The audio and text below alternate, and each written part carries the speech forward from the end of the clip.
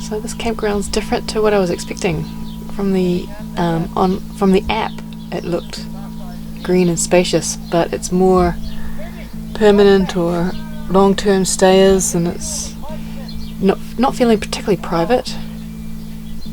So I paid $50 for 3 nights, and it has that kind of just a little scruffy feel in parts. And they seem to be the older vehicles too. So we'll see. We'll see how it is.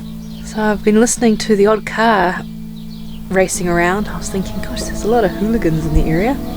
But it turns out there's a motor racing circuit right next door to this campground. I think I'm going to be harsh and say I think this is my least favourite campground on my South Island trip so far. I've actually stayed in worse in the North Island, but I don't know. I don't like the feel of this place at all. And the showers, you've got an old man just sitting outside watching everyone go in, which I don't like. And I don't know, the showers were clean, but they didn't feel clean, if you know what I mean. So I'm going to make the most of being in this location, and I'm going to go out exploring.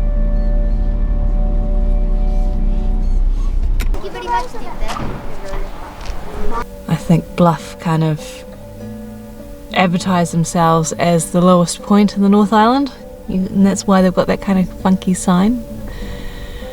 But yeah, all the tourists seem to go there and not up here where you get the view everywhere. I'm currently the only person in the car park.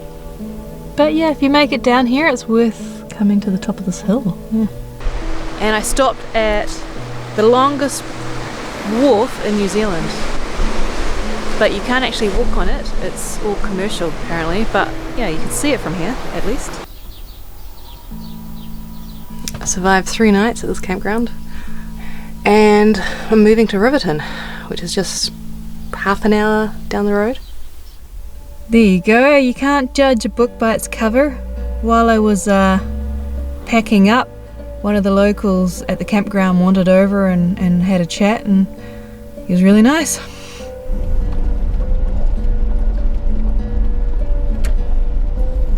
Turns out the Riverton campground was fully booked.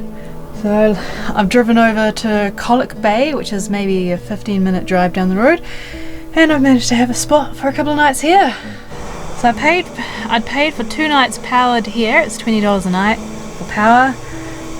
And then I turned on my internet and realised there's no internet out here, which I should have checked, but not being out, I'd checked the Riverton campground, that had internet, but I'd assumed I wouldn't be out here, so I didn't really check the coverage map to see if there was internet this way.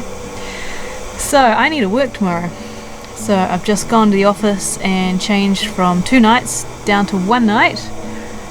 Quickly explore the area this afternoon and move on tomorrow. Well, I have found out that there's reception at the beach though, just 2 blocks from the campground, and you're suddenly back and connected to the world. So I'm just going to go for a drive and explore the area a bit.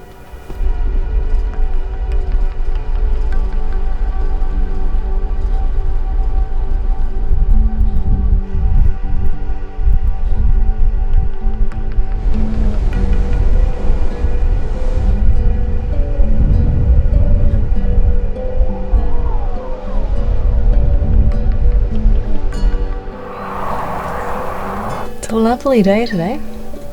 It's a shame that I have to move on. This would have been the day to go exploring the beaches.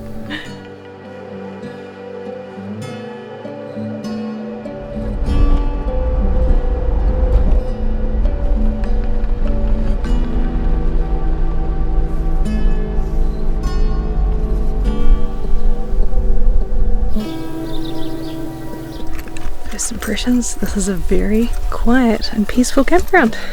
Good. So the internet's good here. I can't get over how many ladybugs there are. Like looking just around, I can see 6 just from standing here. Oh, there's a 7, 8. Wow, I've never come across so many. So now I understand why most of the caravans are along the hedge. It's because it gets very windy here. There's been big gusts of wind today. This campground's pretty cheap. It's $8 a night for non-powered, and usually when it's this cheap there is a quirk, and this one just has one shower for females and one for male. And so when I went this morning there was someone already in there, so I decided to start working, and suddenly it's lunchtime, and I've just had my shower. The day flies, and it's become very, very windy, and I thought today would be the ideal day to wash my clothes because it'd be dried straight away. So I literally just put a load on and it started raining. But the advantage is the washing machine and dryer are only $2 coins each. Usually they're $4. So even if I need to put it in the dryer, it's okay. You know, it ends up working out around about the same amount as if I did a normal wash. I haven't been timing this trip very well with the weather.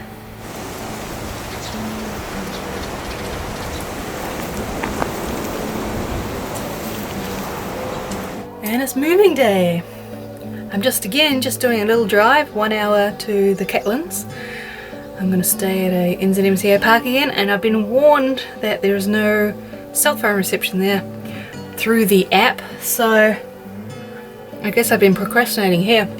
It's such a relaxed campground, like I don't even know if there's a custodian here or what's going on. So it's about 1:30 and now I'm making a move. I just ended up working online on this new store that I'm starting. And there are so many ladybugs again. Now that the wind stopped, I've been spending the last 10 minutes trying to get them all out of the caravan before I move.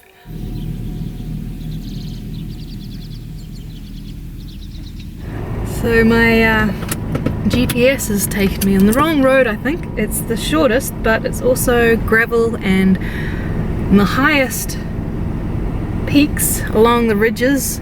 Beautiful views from here though. But yeah, gravel road and steep and not really what you want to drag a caravan along. So yeah, my GPS took the wrong road today.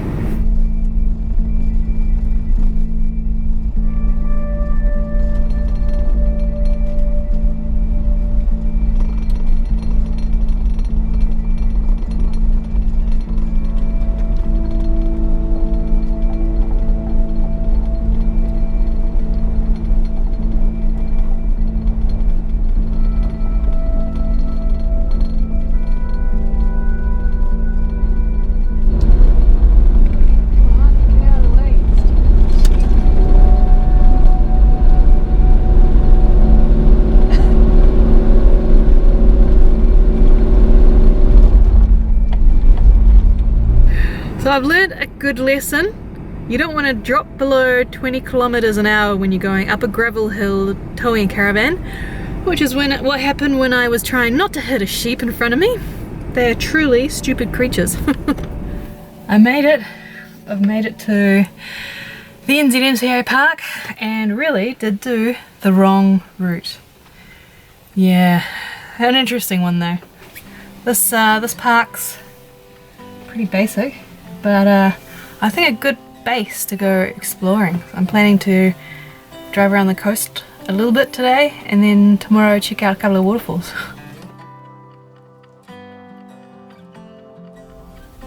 This is a cool campground. It's kind of all these little hidden sections in amongst the flax, and it's a little bit of wind protection.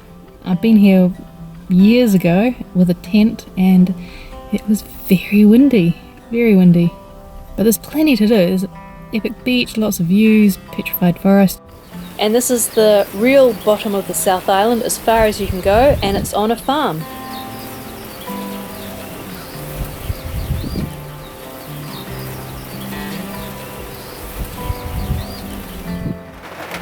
It's really raining today. Yeah. What a contrast from yesterday. I'm kind of hoping it'll at least stop this afternoon so I can go explore a little bit. Well, this place was, there were quite a few of us last night and now it's emptied out again. But I think I've got a new neighbour driving in right now. It's been raining for most of today, but I'm finally going to go out and actually explore a little bit more.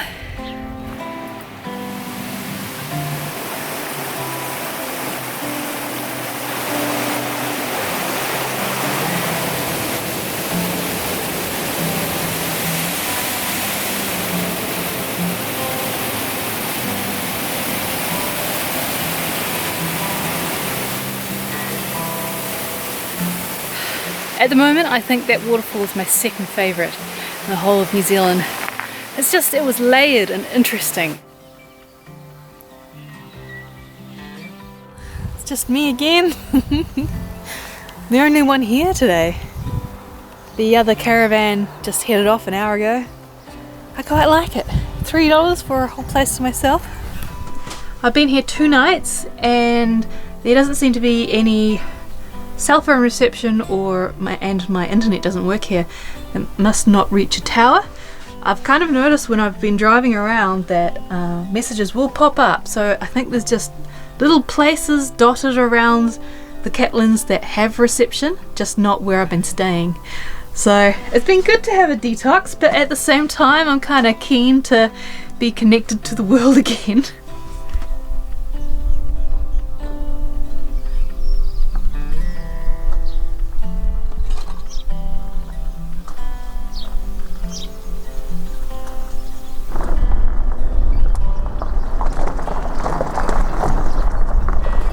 So I wasn't quite sure where I was going to stay the night, so when I reached a town that I knew had reception, phone reception again, I pulled over and had a look at my options. And I haven't gone that far. I'm stopping at Balaclava tonight. First impressions, it seems a very industrial town, but that might just be the main road. I'll have a look around. I'm staying at an AMP grounds again. I quite like the one in Gore and the one in Masterton as well, I'm sure. I stayed at Racecourse there, that was lovely. This one, first impressions, I'm the only other person here. There's nothing much here. I think it's $10 for a night, and there's just a water tap, a push water tap, and that's it. No toilets, no showers, nothing. I did see on the app someone complaining that it was quite expensive for what you got, but I guessed this place would be quite peaceful, and it is, because I'm the only one here at the moment.